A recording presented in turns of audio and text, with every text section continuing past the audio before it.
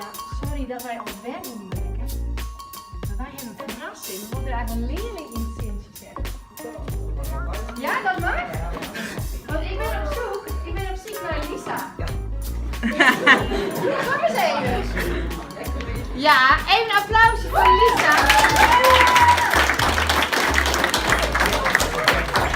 Ik weet dat jullie haar clip show hebben op YouTube, maar Lisa en haar vriendin Sarah die doen maar shows, dus maar de Friese Voice.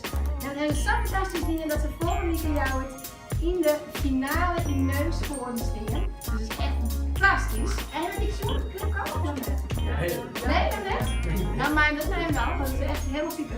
En wij hebben iets voor jou, eigenlijk een verrassing, want we winnen bij Sarah restaurant in Bommels. En deze Freudencheck, die hou ik even bij. Pak maar even vast. Dit is een Freudencheck, want wat krijg je nu?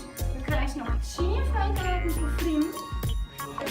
Die is normaal in de markt, dus je zit hier misschien al weer in de klas en die kan gewoon een avondje uit in Neusvoorn in jouw. Dus deze jou vandaag. En wist je iets binnen voor de finale? Is de zin al? Zeker. Ja? Je mag er altijd maar even sharen op YouTube en even Sarah en Lisa invullen, maar een prachtige nummers. Want ze loopt echt fantastisch en ze hebben heel veel zin in de komende week in de finale. Ja, nog 1 applaus.